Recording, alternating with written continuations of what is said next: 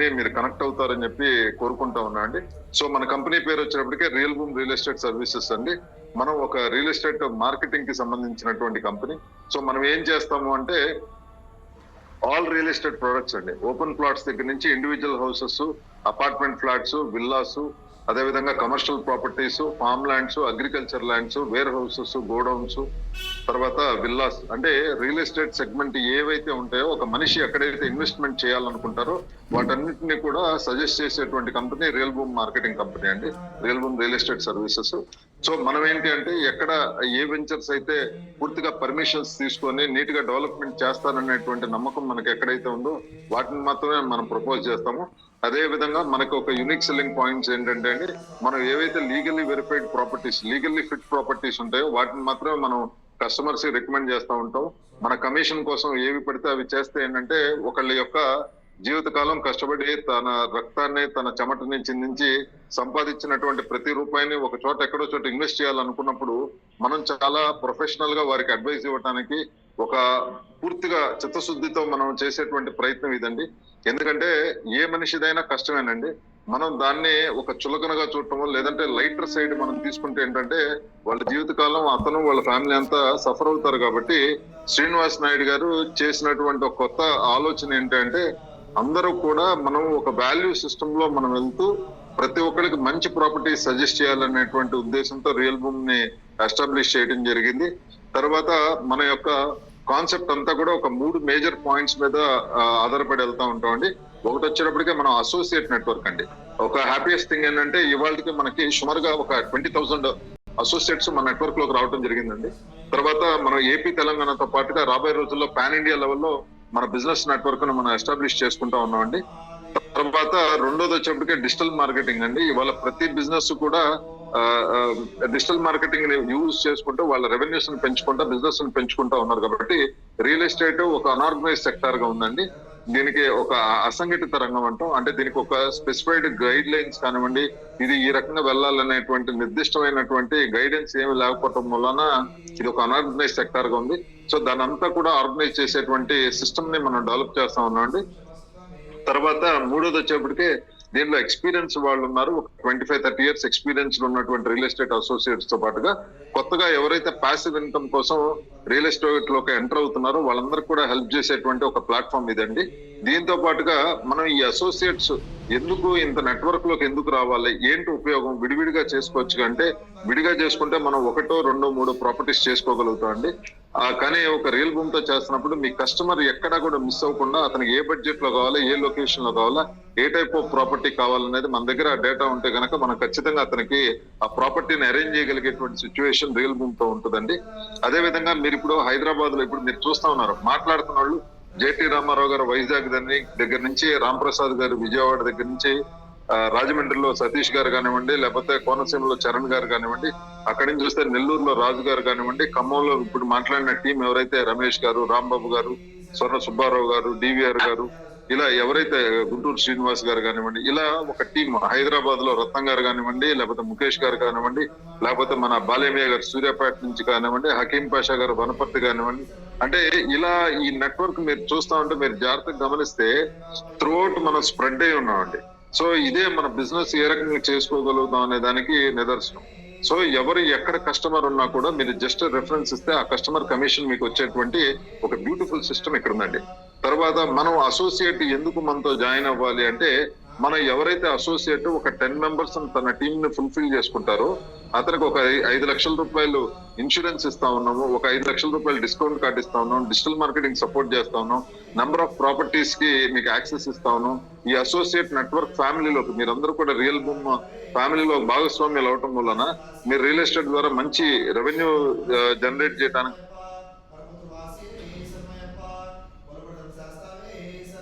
అవకాశం ఉంటుందండి. ఎందుకంటే మన నెట్వర్క్ అంత బలంగా ఉంటుంది. ఆల్మోస్ట్ 20,000 అసోసియేట్స్ అంటే వాళ్ళు కనుక స్టేటస్ లో పెట్టుకుంటే కనీసం 100 మంది స్టేటస్ లో చూసినా కూడా 20 లక్షల మంది చూస్తున్నటువంటి సిచ్యువేషన్ మన దగ్గర ఉంది. కాబట్టి ఆ ప్రాపర్టీకి సేల్ అయ్యేటువంటి ఛాన్సెస్ మాక్సిమం గా ఉంటాయండి. తర్వాత మనం ఇందాక మాట్లాడుతూ ఉన్నప్పుడు మీరు గమనించి ఉంటారు, అందరూ కూడా మనం ఫ్రాంచైజీస్ నెట్వర్క్ మీద కాన్సన్ట్రేషన్ చేయమంటున్నాం. ఎందుకు ఫ్రాంచైజీ నెట్వర్క్? అసలు ఈ ఫ్రాంచైజీ నెట్వర్క్ ఏంటి అంటే, మనం బిజినెస్ ఆ పర్టికులర్ ఏరియాలో చేసేటువంటి ప్రయత్నంలో భాగంగా మనం ఒక మండల్ ఫ్రాంచైజీ, డివిజన్ ఫ్రాంచైజీ, లేదంటే వార్డు ఫ్రాంచైజీ ఒకటి ఇస్తున్నాం. తర్వాత ఒక అసెంబ్లీ ఫ్రాంచైజీ ఒకటి ఇస్తున్నాం. తర్వాత డిస్ట్రిక్ట్ ఫ్రాంచైజీ ఒకటి ఇస్తున్నాం.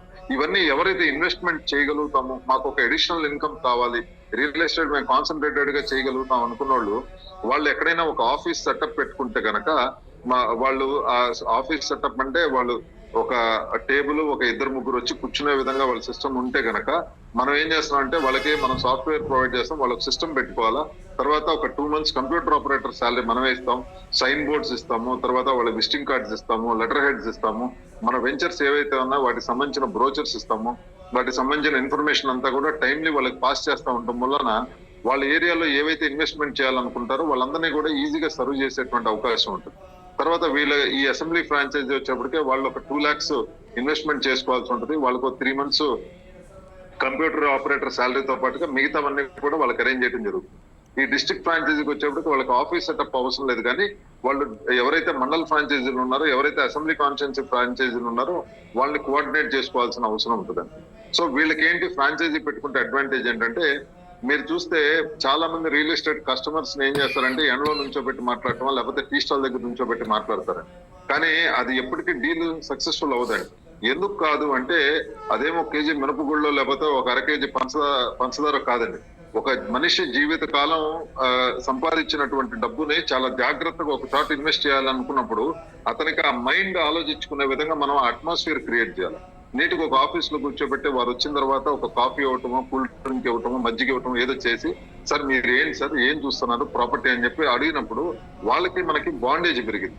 వాళ్ళు మనం ఓన్ చేసుకుంటారు. అది ఒకవేళ అతని ఫ్యామిలీతో వచ్చారనుకోండి, వెంటనే అతని పక్కన ఉన్నటువంటి వైఫ్, లేదంటే ఆ వైఫ్ పక్కన ఉన్నటువంటి హస్బెండ్ వాళ్ళు మన గురించి చక్కగా మాట్లాడుకుంటారు. వీళ్ళు చాలా సిస్టమేటిక్ గా చేస్తారు, వీళ్ళు చాలా బాగా రిసీవ్ చేసుకున్నారు, మనకు కావాల్సిన ప్రాపర్టీస్ అన్ని ఓపిక చూపించారే అని చెప్పి. మీకు ఒక చిన్న ఎగ్జాంపుల్ చెప్తానండి. మనం మీ ఇంటి పక్కన ఏదైనా కిరాణా కొట్టు ఉన్నప్పుడు, మనం లాస్ట్ లో అతను షాప్ క్లోజ్ చేసే టైంలో మనం వెళ్ళి 1 kg పంచదార అడిగితే కూడా అతను వెంటనే షటర్ క్లోజ్ చేసి అతను కూడా తీసి వెంటనే మనకి ఇస్తాడు. ఎందుకంటే రేపన్న రోజు అతను క్యాలిక్యులేషన్ ఉంటుంది. రేపన్న రోజు మనం వెళ్తే ఒక 1000 రూపాయలు పట్టినో, ఒక 2000 పట్టినో ఇతను ఇస్తాడు, మన దగ్గర సరుకులు కొనుక్కుంటాడన్న ఉద్దేశంతో మనం చాలా చక్కగా రిసీవ్ చేసుకుని ఇచ్చి పంపిస్తాడు. అక్కడ కేవలం ఒక 2 రూపాయలు 3 రూపాయలు మ్యాటర్, లేదంటే తర్వాత రోజు వచ్చేటువంటి 100 రూపాయలు 200కి అంత బాగా రెస్పాండ్ అవుతున్నప్పుడు, ఒక 2 లక్షల రూపాయలు 3 లక్షల రూపాయలు 1 లక్ష రూపాయలు కమిషన్ ఇవ్వడానికి మన దగ్గర కస్టమర్ వస్తున్నప్పుడు మనం ఎంత అటెంటివ్ గా ఉండాలండి. సో దీనికోసం మనం ఫ్రాంచైజీ ఆప్షన్ అంటున్నాం. చాలా చోట్ల బడ్డీ కొట్లు పెట్టుకొని వ్యాపారం చేస్తుంటారు, టీ స్టాల్ దగ్గర నుంచొని చేస్తున్నప్పుడు అవి నిజంగా మెటీరియలైజ్ అవ్వండి. సో మనం అందుకని ఈ ఫ్రాంచైజీ మోడల్ తీసుకొస్తున్నాం. సో మనం వేరే పని మీద వెళ్తున్నప్పుడు కూడా ఆ కంప్యూటర్ ఆపరేటర్ ఆ రిక్వైర్మెంట్ అంతా నోట్ చేసుకొని మనం వచ్చిన తర్వాత చెప్పినప్పుడు ఆ ఫాలో అప్ గానీ అన్ని సిస్టమేటిక్ చేసినప్పుడు నెలకి ఈజీగా 5 నుంచి 6 క్లోజన్స్ ఈజీగా చేసుకోవచ్చు అండి. ఒక 10 లక్షల రూపాయలు చాలా సరదాగా సంపాదించుకునేటువంటి అవకాశం ఈ ఫ్రాంచైజీస్ ఉంటుంది.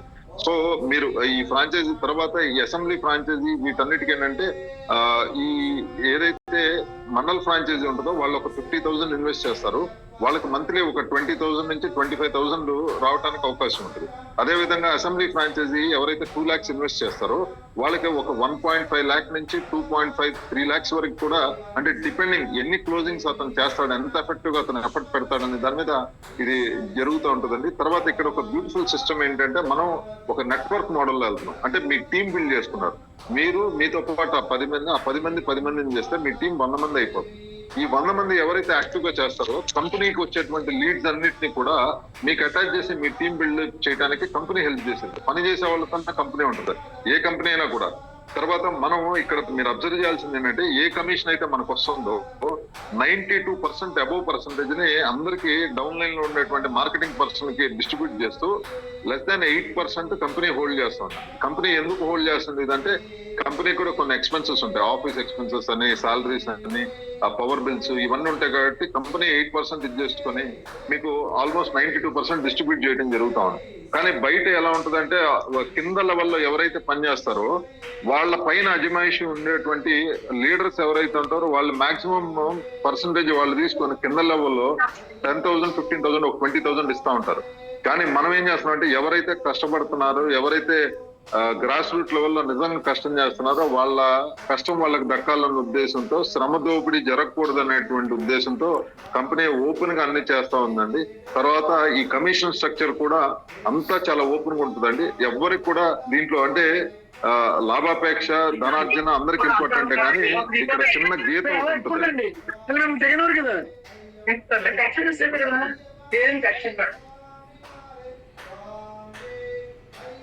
సతీష్ గారు,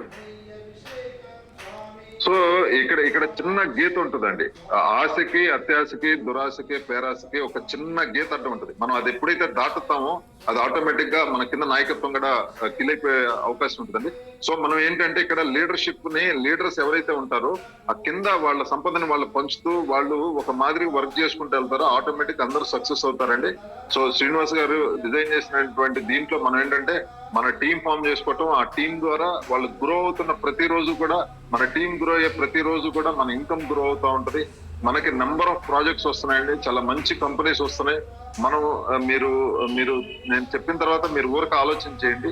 ఏ మార్కెటింగ్ కంపెనీకి కూడా 10 మంది లీడర్స్ ని, 10 మంది అసోసియేట్స్ ని తీసుకొచ్చేటువంటి లీడర్షిప్ ఈ రోజు లేదండి.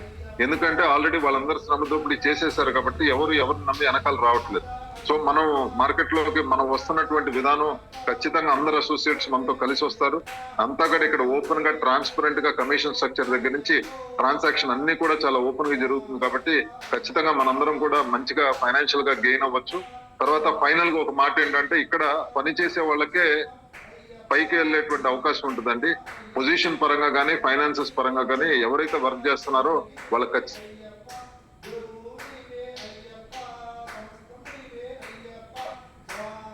ఖచ్చితంగా ఛాన్స్ ఉంటుంది. ఎవరికైతే నచ్చారనో లేకపోతే గ్రోత్ అనేది ఉండదండి. ఎవరైతే నిజంగా టీం బిల్డ్ చేసుకుంటారో, ఎవరైతే నిజంగా కష్టపడతారో వాళ్ళకే ప్రమోషన్స్ ఉంటాయి, వాళ్ళకే ఫైనాన్షియల్ గ్రోత్ ఉంటుంది. కాబట్టి మీ అందరికీ అర్థమయ్యే విధంగా చెప్పాను ఆశిస్తున్నా అండి. నాకు ఈ అవకాశం ఇచ్చిన మీ అందరికి కూడా హృదయపూర్వక కృతజ్ఞతలు. Thank you. జై హింద్ అండి.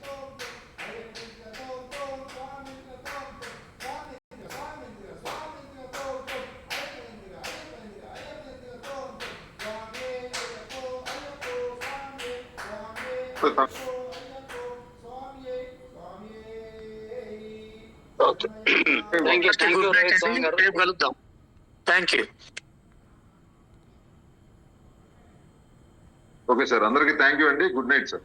ప్రతిమ గారు పరిచయం చేసుకోలేదండి సార్, ఒకసారి పరిచయం చేసుకుంటారు మేడం, అన్మ్యూట్ చేసుకుని మాట్లాడండి.